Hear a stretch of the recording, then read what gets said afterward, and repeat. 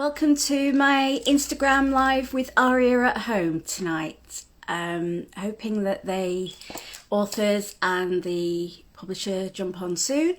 We've got Victoria, Scott and Head of Zeus with us, and Fiona, and chatting all about the two books here, Country Secrets and The Woman Who Wouldn't Leave. So we've got Fiona with us. Just waiting for Victoria now. Hope everyone's doing well tonight.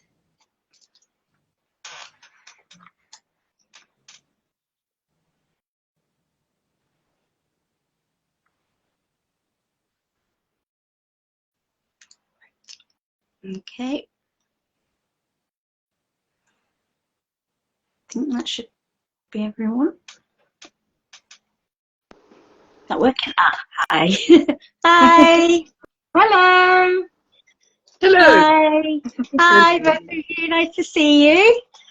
So everyone's here now. So as some of you will know, this was originally meant to happen on August 9th for Books Lovers Day, but was rearranged because of the sad death of Bloomsbury's, it was a manager, wasn't it? In American president of the company, yeah. Yeah. So we're holding it tonight instead. So I'm glad to finally be here to talk with you both, discuss your fantastic books, which you can see in the background of me, and Head of Zeus have got their copies of the books available for everyone to see clearly as well. So can you introduce yourselves first of all for the readers and listeners today? So Victoria, do you want to go first? Yes, absolutely. Hello, I'm Victoria Scott. I've written 3 novels. My latest one you can see there, if you can read backwards, The Women Who Wouldn't Leave, the one with the red cover. When I'm not writing novels, I'm a university lecturer. I teach journalism. I've been a journalist for a very long time, longer than I like to think about, really. I have 2 young children, a cat called Alice. I live on an island. I have, that's kind of me. I'm going to pass on to Fiona before I tell you something embarrassing about myself. Oh, please tell us something embarrassing about yourself. Yes, I'm Fiona Walker. I have written 21 novels now. I did start practically in embryo, very young. And yeah, I started in the 90s. I was a slush pile discovery in the 90s, pre-Amazon, pre all this wonderful social media stuff.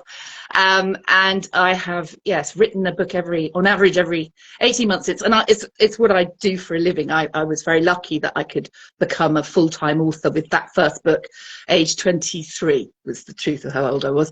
And now I still do it, still love it. I now have 2 children, like Victoria, I have 2 daughters. They're both teenagers. One, I'm slightly distracted, is going to get her GCSE results tomorrow, so we're on tenterhooks here. I live in Warwickshire, yeah, that's me really. Great, lovely to learn more about you. At 23, that's amazing, and you've been doing it 21 years. That's astounding. That's really cool. It's fantastic. So one thing I do want to mention is there is going to be a giveaway for both books. I believe that's going to be on Head of Zeus's page after the event. And also you can ask questions. If possible, can you put them in when I ask later at the end, because I might miss them otherwise, because I'm not very good at multitasking. And I've got enough, and like looking at the things, I'll probably miss them, the questions I've got and stuff. So I will mention when it's time for questions, so that anyone that's watching, you can put them in, so you can ask the authors the things you'd like to know about their books. So the first one we're going to talk about, let me find it, is The Woman Who Wouldn't Leave. The Women Who Wouldn't Leave, sorry. Brilliant book, absolutely fantastic. What is it that inspired you to write this? So I have had habit, or I've developed a habit, and I feel now, compared to Fiona, I mean, I've written just 3 books. I'm feeling kind of, I don't know, I'm in awe, but I have a habit thus far of putting things into my novels that I've either experienced or places I've lived, and so the location of the women who leave probably came first, which is rural Worcestershire, where I grew up. And in fact, it's Archers territory, and anyone who's read it will know that there's a nice couple of nods to the Archers in the book, which I kind of enjoyed. So that's where I started, and then having been born and brought up in that part of the world, I am also aware of the challenges of living in that part of the world now, and how often, if you don't have huge salary, trying to afford to live in that area is very difficult. And I married that up with, I'm a journalist, I do lots of reading of the news, and there were stories around at the time when I was thinking about what I'd write about people in social housing being evicted. So I moved to other social housing, but if they're in kind of places with big plots, you know, ripe for redevelopment in beautiful places, often find they can't stay there.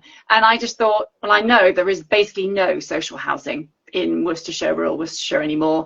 Certainly when I grew up, the houses at the end of the road were council houses, and then they were bought, and now they're privately owned, and they were never replaced. So those things kind of came together, and I thought I would set something in rural Worcestershire about that, but also just about female friendship, which I think we can all agree is something that I think we should all read more about and talk more about, and how important that is.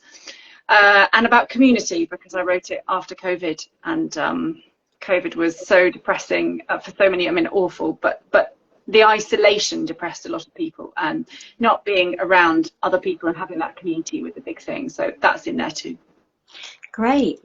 Sorry, I've just had a message from a friend saying that they're having real trouble joining. So I don't know if other people are having this problem. Let me just see if...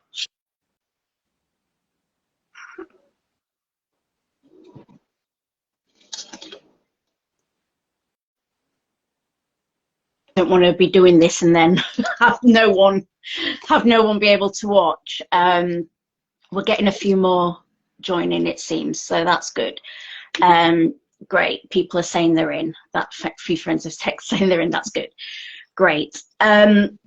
Brilliant. Yeah, the idea of isolation, everyone was feeling that, I think, after COVID, like you say, and a book about friendship and community is just what I think we all wanted and needed after all that alone time, and being away from all those we care about and away from the community for so long. Yeah. And you definitely do get that sense of community in this book. So it's an uplifting book, but it's you know, it's also got some serious issues. How do you balance putting the serious things in alongside the more upbeat topics? Do you find it an easy balance? Well, anyone who's read either of my other 2 books, Patience and Grace, and I think you've read both of them, Emma, Patience and Grace both have at their core quite serious issues. Patience was inspired by my sister Claire, who's very severely disabled, and it was about gene therapy and about families wrestling with caring responsibilities. And Grace was about fostering to adopt, and about a court case about custody of a baby. So neither of them are, like, on the surface of it, going to be very uplifting tales. But yes, somehow I did make them uplifting, and Patience in particular is quite funny, partly because Patience, the character, is quite rude and swears a lot, and and she's just really fun. But Grace is equally, you know, had hopefully people would agree, quite an uplifting ending. Had a lot of good touching and moments about friendship and love, and so I think it's probably instinct, you know. Isn't that life? There is always something hard going on. There's difficulties going through it, but you're also laughing. You're also having fun with your friends. You're also being with your partner, and so there is always a balance in life of light and shade. And so I feel quite that fit naturally into my writing. And I would never want to write something that's made people depressed. I'm quite an uplifted sort of person. I'm optimistic anyway. And that definitely feeds into my writing. And I don't want anyone to close the final page and just feel really grim. You know, that's not me at all. So it has to be a balance. I know. I really loved Connie and Matilda's relationship. They're your two central characters. Mm-hmm. What inspired you to choose those two? You know, I think older people in general are often ignored in life, but also in fiction. And so writing a 90-year-old was something I wanted to do. And Matilda, who is 90, is feisty and interesting with this big backstory. Oh, Keanu Reeves has just joined. We should all wait for Keanu. Hi, Keanu. Private account. Sorry, I got distracted there. What was I talking about? Matilda with being Matilda. Yeah, Matilda's awesome. She's old, but she's got this amazing backstory. She's a brilliantly wise person, and so I wanted to write her. And then I suppose I wanted to write the polar opposite. But I also wanted to write two women who feel like they have nothing in common, but discover they actually have a lot more in common than they thought. And so they are both. And the thing is, loneliness, which Matilda definitely experiences, loneliness is really prevalent in young people now. Lots of people in their 20s are feeling lonely. And so I wanted to explore that as well. So you have Connie, who is hiding from the world, but is also really lonely and feeling empty inside for various reasons that I won't say because it ruins the plot. But the two of them just seem to me to be complementary whilst also being very different. And as a writer, it was a challenge to write from those two different perspectives, those two different ages. And I think it paid off because people seem to love them, particularly Matilda, who everyone enjoys the curmudgeonly, feisty character, I think. Yeah. You definitely pulled it off, and they really worked well with each other. We're going to move on to your book now, Fiona. So we've got Country Secrets. And I will admit, this was my first book of yours I've read, but I loved it. It was fantastic. Made me laugh, made me feel lots of feelings, made me frustrated. You know, it was brilliant. Some really good characters in there. Really enjoyed it. And I've definitely got your backlist to work my way through now on the very long TBR. So you've got this book, and it's obviously set around horse racing and eventing and training. Have you got a lot of background in that area? Is that something you had to do a lot of research for? Well, I grew up pony mad, as so many girls did. So I did most of my research probably from the age of 5 to 13. I read things, I brought some props tonight. I read things like this. That's what I grew up on. Pullen Thompson was and also K.M. Payton, Flambard. That was like my Bible when I was younger, and they televised it. And there was a girl called Christina who galloped around side saddle, who I just wanted to be. So the fantasy was already about, and I did ride. I've never been a great rider. I wanted to be a professional rider, but I wanted to be a professional actress, neither of which I was any good at. But the imagination took hold. I'm very lucky that I lived with a horseman. I have my very own horseman hero. He's a dressage coach. He's my partner. So horses are very much part of our life. And you do tend to, as Victoria says, you write about what you know. Even 21 books in, you still try and write about what you know because it gives it authenticity and heart. And I grew up on these pony books, of which there were hundreds and hundreds and hundreds. I used the whole of West Berkshire's library, sort of had stamps from me. Every other stamp was me borrowing every pony book. And yet you get older and suddenly there's nothing. Apart from there's some Jilly Coopers, but that's quite a long time ago. She's now writing about footballers. And there's just very little. And I wanted to keep reading it. So I have trotted horses through the background of quite a few of my books, some more than others. So I've got a couple of books which are full on galloping breeches, men, you know, spurs and all. Well, let's not get too kinky on it, but they're full on strapping, you know, horsey reads. And then most of my books, you'll be lucky if you pass a horse in a field in a car with the hero and heroine, but I will put them in there. You will find a horse in every book. So yeah, I love them. I love them, and I love the dogs and and all the animals. I mean, anything with 4 legs to me has as much character as somebody with 2 legs, and they're a lovely foil for humans. Humans with animals makes fabulous fiction. And Victoria does it too. You know, it's fabulous, isn't it? Your goats are glorious. Oh, Clary and Eddie the goat. Yeah. I love that. One of my favourite scenes to write was the one where Connie meets Clary for the first time, and she's frightened of animals, and then this goat with this, you know, smelly breath. Goats do smell, don't they? Bless them, but they do. And it was so standing over her, and she looks and she sees this. That, you know, that she's got this goat really close to her, and she thinks she's afraid of them, and then all of a sudden she starts to laugh. You know, that immediate kind of connection and that feeling of, I don't know, sometimes they can just be what you need, animals, when a human isn't that thing. Definitely. That's good. Yeah, your love for horses and all animals definitely comes through in the books, and it was great because, like, I loved horses as a little girl, like most girls, but I don't know much about it, so it was very nice to read that. But at the same time, it's not bogged down in it. That's not all there is to the story. It's so rich with so many things, so many emotions, and laughter. So one of the things I did want to ask you about is the complex, intricate, and tangled histories that are in the books.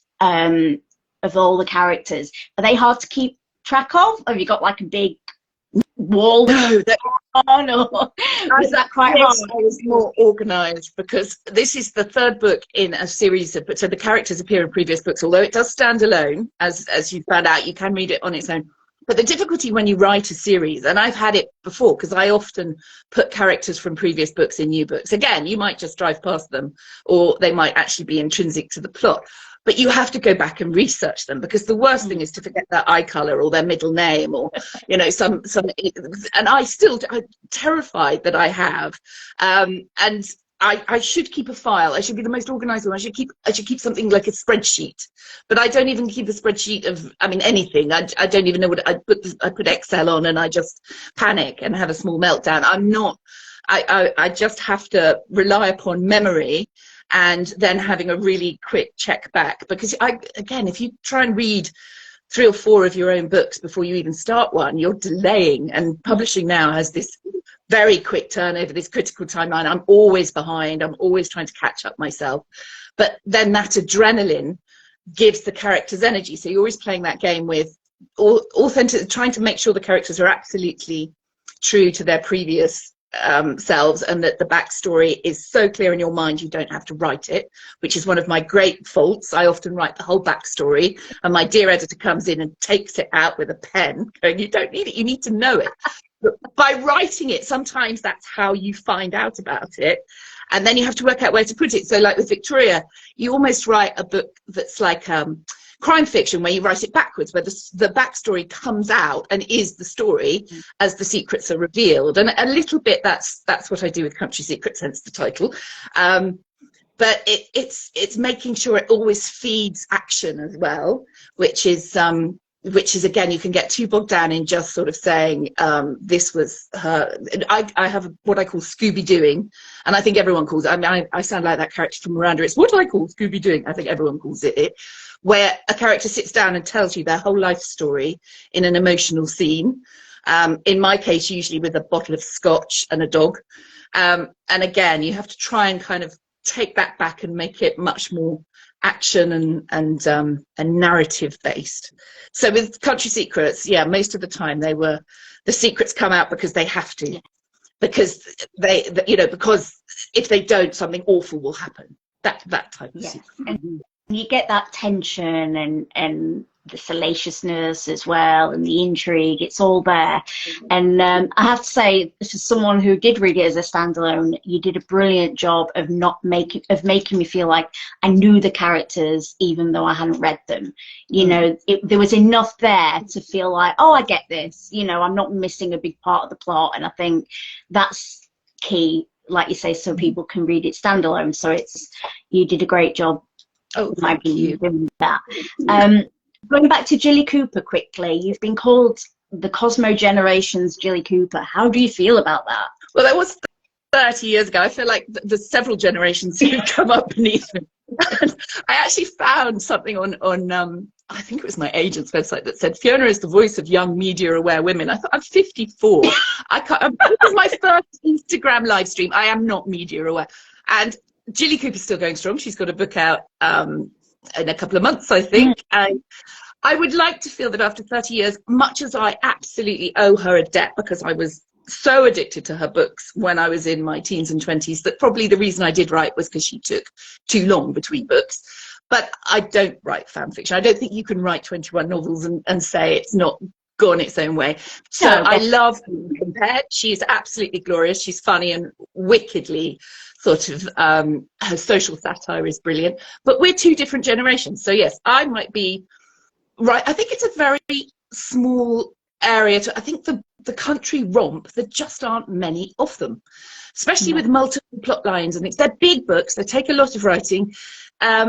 And they're not really in vogue so much anymore, although I love them and I seek them out. The books are shorter and people have all these things to distract them. So multiple narratives and big books have their place, but at the moment it's not the place that everyone is sort of looking to the new Jilly Cooper. I would love there to be another one. I want the Jilly Cooper of Generation Z. My kids, I would love that. I would love it. So I hope, because again, rural life is so vivid, but publishing, I don't want to annoy publishing. Publishing is very London urban centric. It's getting better. Publishers are moving out into the regions, but it's always been, I have been told for 30 years that I've been writing, can you just do one without quite so much mud and horses and dogs in it? a bit more sort of set and designer labels. It gives you something unique. And I think that's something essential in today's saturated book society. There's so much to choose from, whereas both of you have things that are very unique, in my opinion, about your novels that really makes them stand out. And I think that's something that is brilliant. You know, it's something that makes me as a reader go back to that author and think, oh, I know this is going to be something different. I know I'm going to enjoy this. So I personally, that's my opinion anyway. So, you've already talked about like your favourite scene, Victoria, that you wrote. Which was your favourite character to write? But I do think, I do think it has to be Matilda, just because she, I started out with an idea about her, but then she just became her own person, like the way she spoke, and that's the amazing thing about being a writer, is that happens all the time. In my last novel, I started off writing a mother-in-law in who I thought was going to be the typical kind of ogre, really unpleasant mother-in-law stereotype, and then she turned out to be lovely and really supportive just at that right moment.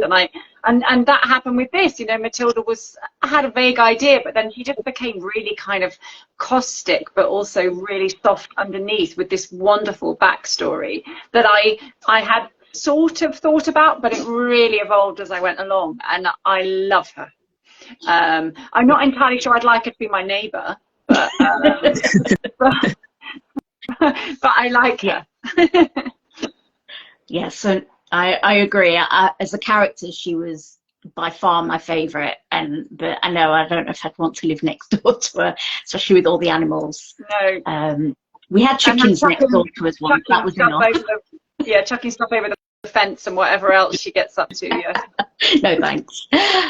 So what about you, Fiona? Who was your favourite character to write in this book? Oh, I do like Victoria. I like the difficult ones. I like the ones who can speak their mind. I love anyone who has...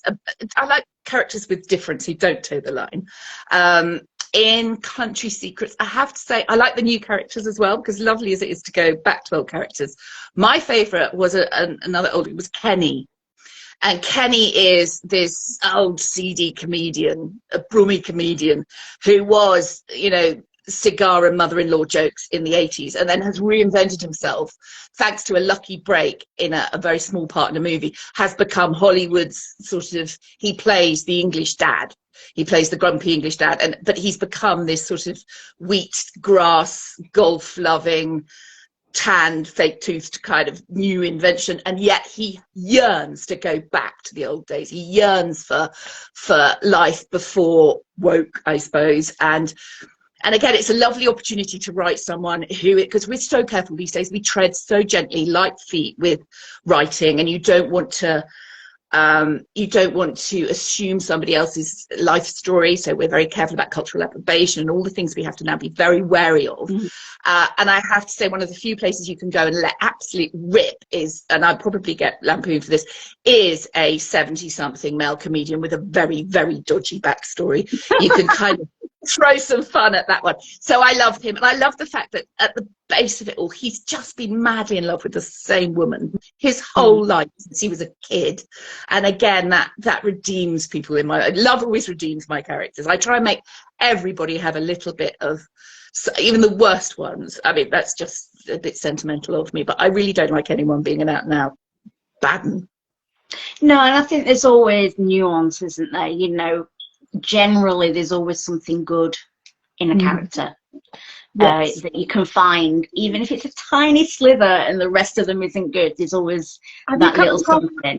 If you come across Save the Cat, which is a sort of writing strategy where basically even no matter how awful the character is, if they save a cat, then the readers will like them. They'll think, okay, there must be something good about them if they save the cat. They have to do it really early, though, don't they, Victoria? Yeah. I think they have to save the cat right at the beginning. If they save the cat at the end, it's too late. Yeah. They're done.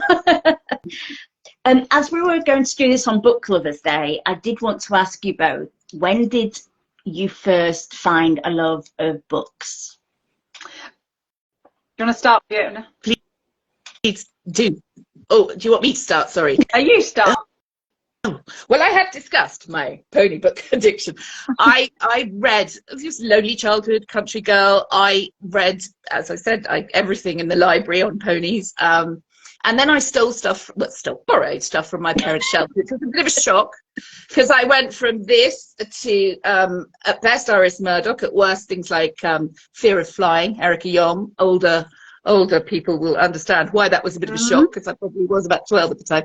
And of course, Julie Cooper. And then the friends sharing books, because again, this was, nobody swiped anything right, up, down, or had, we had tablets of stone.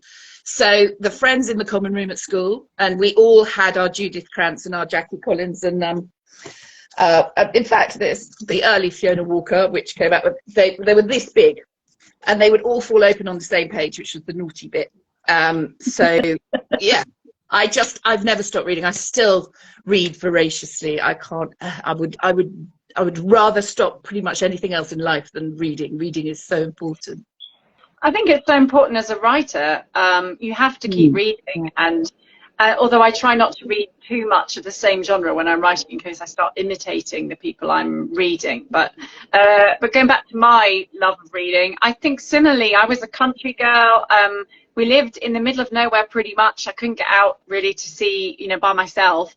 And then as those of you who've read Patience will know, my sister is very disabled. And so I didn't have a sibling to play with. And also we spent a lot of time, there was quite a lot of hospitals and things when I was younger. And so books were just a brilliant escape and a brilliant company. They were somewhere to go and just be in a different world, and that world was wonderful.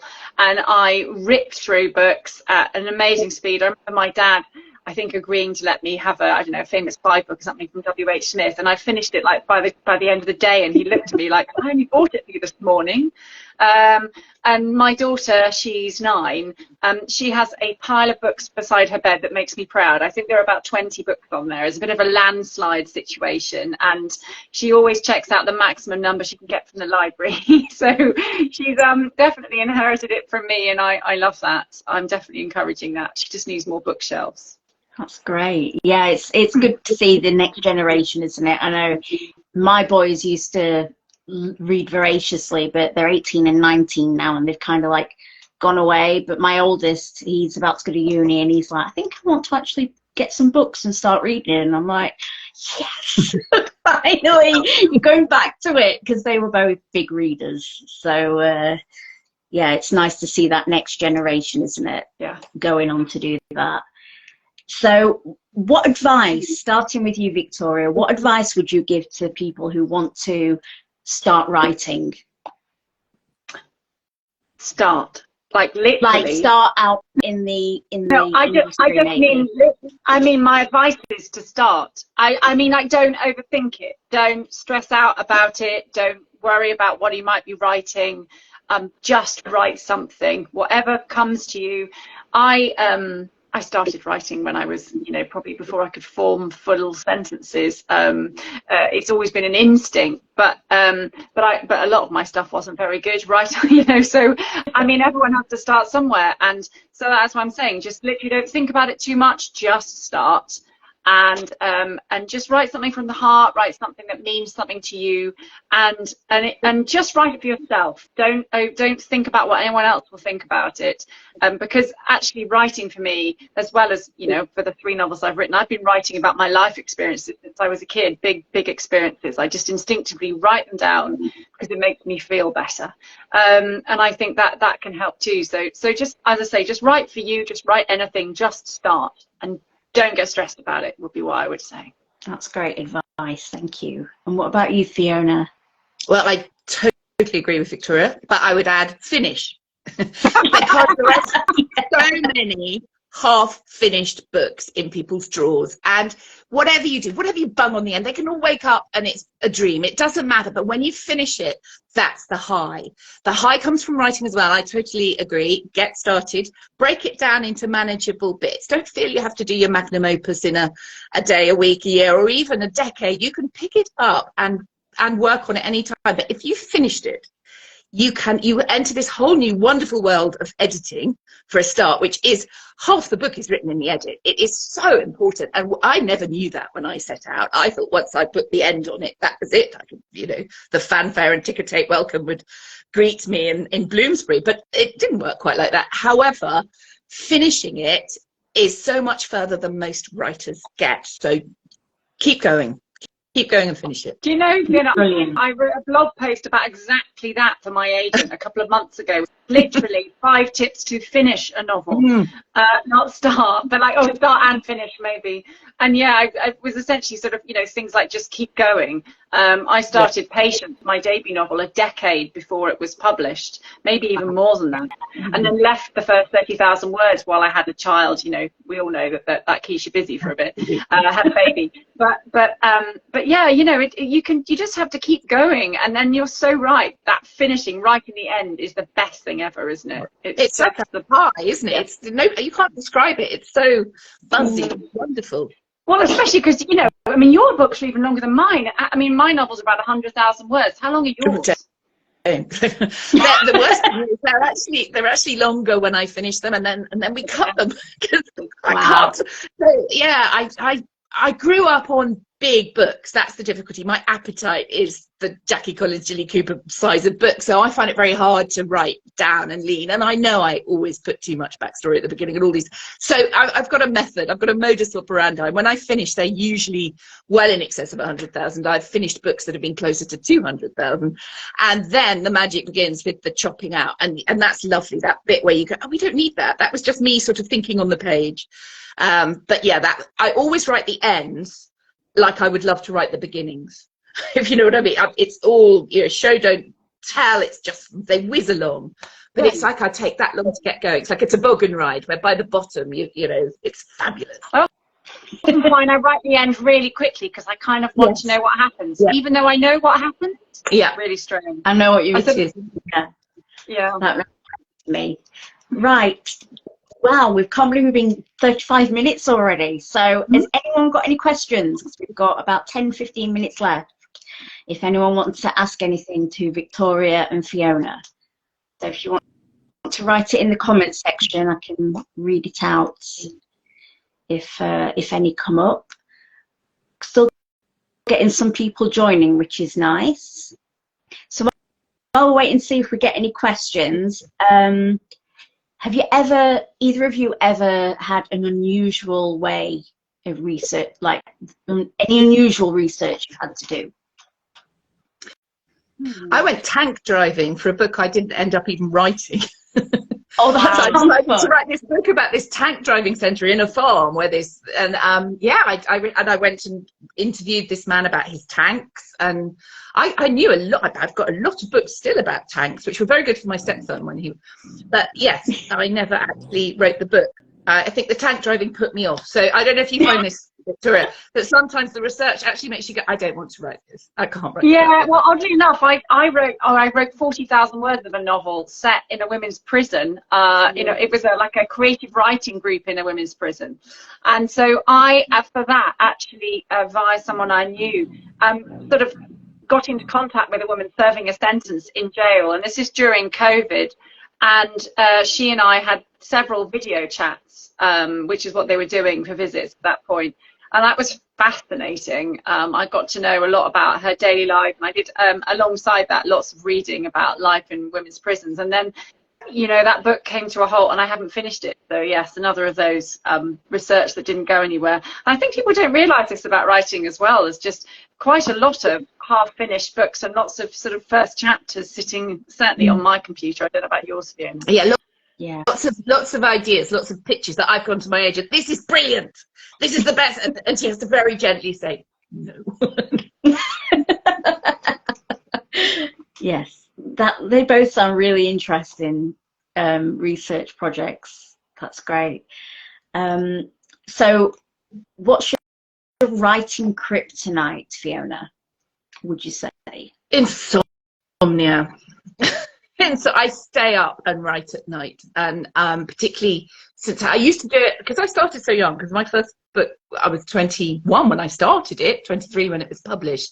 I wrote like a student. I wrote like I had to write 5,000 words overnight, and I still do, and it's exhausting once you're over a certain vintage, but it's actually been brilliant with kids, because my kids come in, they don't think, we're not disturbing you. They come in, and you can't see my office used to be, my darling mum, who's now died, she lived with us. We built her a little annex on the house, and I now write in it, which I love, and that's part of my kryptonite as well, because I have my mum kind of with me, but it means I write in what was her kind of old sitting room, and there's a couple of sofas, and my kids come in and just sort of sit there scrolling, and you try and write a racy, busting, simmering scene with a couple of kids looking at TikTok. You can't. So I wait for them to go to bed, and I put on very quietly my music as opposed to whatever auto-tuned Dua Lipa thing they listen to. And I'm entirely selfish, and I spend my midnight sleepless hours writing, and I love it. I can't do that. I can't really go to bed late anymore. I don't know. I can get up fairly early, but writing late, if I get too involved in something, then I can't get to sleep. Like, my brain won't switch off. So I sort of have to leave it before that. But I find that if I need to do something like write a book, say I've got a whole day, which is very unusual for me to write, because I'm often trying to do work at university and stuff. But if I have a whole day, the house will never have been so clean, because I will procrastinate and do all the washing and find that I really need to tidy my study, and all those things have to happen before I sit down to write. So actually, I'm just such a procrastinator. It's one of those things, and yeah, so I just have to get around. I mean, the fact that I've managed to finish 3 novels and procrastinate as much as I do is something of an achievement, I feel. Definitely. I'm a big procrastinator and a night owl. We've just had a question from AO.books. What's your current bedtime book? We'll ask Victoria first. Okay, so I have The Guest List by Lucy Foley beside my bed at the moment. And I also have a book of love poems by Faber. I'm very romantic like that, and occasionally I just flick it open and just read one before bed. Oh, that sounds nice. I like the difference, the huge difference in the 2 books. I think that can be really nice. All sorts of stuff. Yeah. Very, very, yeah. It's more fun that way, I think. What about you, Fiona? What's your current bedtime book? Currently reading a book called Over My Dead Body by Maz Evans. And I came across Maz Evans as a kids writer. My children just loved. She did this whole series of books about Greek gods coming down to earth, who let the gods out. And I mean, they've all got, and she's very, very funny. And I often find children's authors who turn to adult fiction. I found it with Lissa Evans. I don't know if she was a producer on Father Ted. She wrote a book called Wed Wabbit, which we still quote in this house. My children, who must have, you know, it was 10 years ago, and they're now called teenagers, they still quote bits of that book. And she went on to write adult fiction, which is fabulous. Of course, J.K. Rowling writes amazing adult fiction. And Maz Evans, who now wrote this, Over My Dead Body, it's the most wonderful sort of life. It's very hard to describe it. It's about a woman who is murdered and comes back as a ghost to avenge it with the neighbor she hates. But somehow it's the most joyful affirmation of life you could imagine. And it's very, very funny. I actually have the proof here. It's the one without a title on. I need a new book today. I might pick that up tonight. You've got me really itching to sink my teeth into it, because it looks fantastic. It really does. So that was a great question. So anyone else got any questions at all before we finish? Let me see what questions I've got that I haven't yet. Is there a book you always recommend, Fiona, to people? No, it does change, and I feel like if I stick with one, I get very boring. I end up recommending. I've recommended The Secret Life of Bees and Cold Comfort Farm so many times, and it depends on the person, because you're not always going to. I try and recommend something someone's never heard of, and I love that. I love the moment. Like, for a while, I was recommending Janice Hallett, the Appeal. I recommended that to loads of people, but then everyone knew about it. So I try and find, hence, I love to find the author who deserves a big plug, who's kind of new, or the forgotten gem from, in fact, there's one here that I do recommend a lot, but it's even out of print. You'd have to buy it for this. Wendy Perriam. Wendy Perriam was one of the writers that got me writing. She, again, is hugely, hugely funny. And if you ever see one, I don't think many are in print, but she's just glorious. And I love recommending authors who've slipped a little bit from our consciousness, I guess. That's great. That's a great recommendation. Thank you. What about you, Victoria? Well, I always go back to the books that I think inspired me, that I've reread multiple times if I'm being asked to recommend something. Oddly enough, Janice Hallett was on my list. I was about to say Janice Hallett, but I was going to go for the Twyford Code. I think she's amazing. But I also always reach for Joanna Trollope's The Choir, which is a book that I have loved always. And I think she's an amazing writer who just really realistic relationships and family life, and it's compelling page turning stuff whilst also not being particularly plotty. You know, I mean, The Choir is about a choir being under threat at a cathedral. It's not something that people have sleepless nights over, but actually she makes you care, and you really care about all those characters, and she's so clever. So I've always loved that. Great. Thank you. I've made a note of both of your recommendations.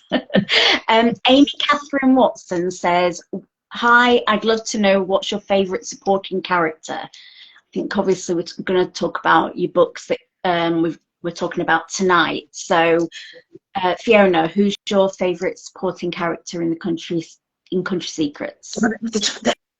Quite a lot of them are supporting characters because of the big cast. But I think my favourite, there's one that I'll tell you, I had to take her out of the second book because everyone hated her so much, and I snuck her into the third book very briefly. She's a character called Pip Edwards, and she's a busybody, and she's incredibly self-obsessed, and she's probably very neurodiverse in her way, and I love that, because we're a family with lots of neurodiverse people, but they don't, it's that difficulty of, without the compassionate backstory, and she is somebody who would never in any way have any sort of sympathy or have sought any sort of understanding of herself. She lives this, to her, very functional life, but to others very sort of dysfunctional life. She's a complete busybody, and she does everything because of for her own kind of glory, and I love that, because she's bombastic and excitable and different. Again, I like writing characters different. So controversially, it would be Pip. Yeah, it's something about a not so likable character that's just magnetic, isn't it? I love reading them. Might not want to meet them in real life, but I love reading them, definitely. What about you, Victoria? Who's your favourite in The Women Who Wouldn't Leave? I liked writing Ellen, who is Connie's mum. She is a brilliantly strong, independent woman who has dealt with adversity and is a very caring individual who she's a brilliant mother with her own problems. I'm not saying she's in any way an angel, but also she kind of was. It was important for me to have her showing that she's had a wonderfully fulfilled life without being married or having, you know, any of these things that people think that you need to have a happy life. She's just a brilliant woman who's just done her own thing and been a great mum. And I needed her because Connie is in such a state, and Ellen is just a brilliant rock for her daughter. And I like writing her because she needed to be there. Connie needed someone to hug, basically, and Ellen is that person. Yeah.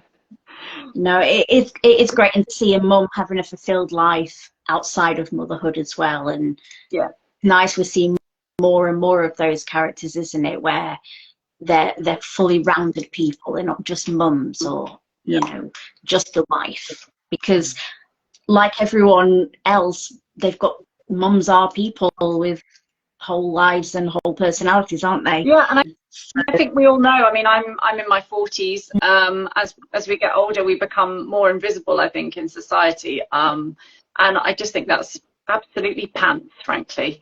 I want to put strong, independent, interesting women in fiction of all ages.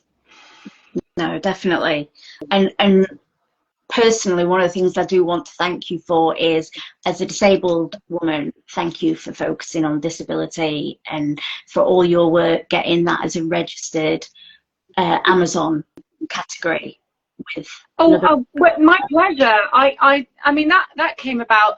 There's a brilliant author called Penny Batchelor who writes thrillers, and she's disabled, and she and I kind of became friends because Patience, my debut novel, featured a disabled character who's based on my sister, and we both felt that the fact there wasn't an Amazon category for that, when there was for, I don't know, there is one for like rural life fiction, for example, or exploring the polar regions, but like disability didn't seem to merit its own category, and we just thought, hang on a sec, and so we campaigned, and they did it, and I see there's a good top 10 in there at the moment. I was checking the other day, so that was nice, but I just feel like 10% of the population will be disabled at some point. There's disability everywhere, visible and not visible, and I think it should be in the books that we read, not necessarily even as, you know, driving the plot, just there, like ordinary people. No, I've read a few lately where it's just mentioned, and for someone who's been disabled since I was 18, it's like it's so nice to feel seen in that way, and where it isn't always the driving plot, but it's just part of people's personality. So, you know, no, it's great. So thank you. I just wanted to add that personally. I'm so glad. That's kind of what I wanted. I want to do that. That's important to me. And I'm really glad. Certainly with Patience. I don't know if any of you saw the thread I did the other day. There was a big bit of news about the gene therapy for my sister's disability, and I did a thread about that, and I sort of wrote gene therapy into Patience. And I was sort of talking about how it was just so important to me that people learned about Rett syndrome from the book. I thought, you know, if like one person finished it and went, oh, that's interesting, I'll look that up. I felt like that made a difference in my world, and I grew up with no one knowing what syndrome was, and everyone looking at my sister, you know, strangely in public, and I just wanted to change that a little bit, just to change people's opinions just a tiny bit. That's it, and those little bits of difference end up making, you know, what is it, a small pebble can end up. Yeah, this is it. Whatever that is, the ripples. Can't remember is that right? One of those can become an ocean or something, so something like that. But yeah, it does. It spirals, doesn't it, into this? Well, one person tells another person and tells another person, and I definitely did go and look up Rett syndrome after that because I didn't know much about it. So, and I love doing that with books, like I did look up more things to do with horse riding as well, because I think when you don't know something that's in a book, it's nice to go and learn more about it afterwards, even if it's just for a few minutes, even for 10 minutes. It's nice, especially when it's important things like alcoholism or mental health or disability, just things that you aren't aware about. I think books foster empathy in people in a really powerful way, actually. And I think if you have those serious things in, and people read about someone who's going through a really difficult time, even if they haven't gone through that themselves, they can start to think about what people who have been through that might feel. And that really is a powerful thing then they take into their lives. And I'm not saying that I preach to people, I certainly don't. Hopefully people just really enjoy my books, but hopefully also, you know, occasionally there might be something that they kind of come out and think, oh, I feel a bit differently about that now, and that's very cool. I love that. No, it's great. It's great, definitely. I find the same, and I think both of your books have got that nuance of something serious that's going to teach you something about different things, and it's going to entertain you and make you laugh at the same time. And warm your heart. Made me laugh. Yeah, you have made me laugh. I love your book. You've really made me laugh a lot. Yes, definitely laughed at both of them. They were great. So I highly recommend both the books. There is going to be a giveaway over on Head of Zeus's page, so head over there to take part in that. Thank you so much for joining me tonight. This has been an absolute pleasure. All the nerves were worth it. So it's been great to talk and get more about your books out into the world. So thank you very much. Well, thank you, and thank you for your enthusiasm about both books, which are both brilliant, I should add. No word of a lie, but no, thank you very much. It's been lovely. Yeah, and thank you for all the amazing work you do, and all of the book bloggers that you know, and anyone who reads our books and writes reviews and things. And I hope some of you are. I've seen a few familiar names pop up. Sending love. Thank you for all you do. We love you. Thanks. Thank you. All right, well, this will be available to watch again on my channel and on Head of Zeus. So if you do want to watch it again, then check it out. Thank you both very much. Thank you. Bye, everyone. Take care. Bye.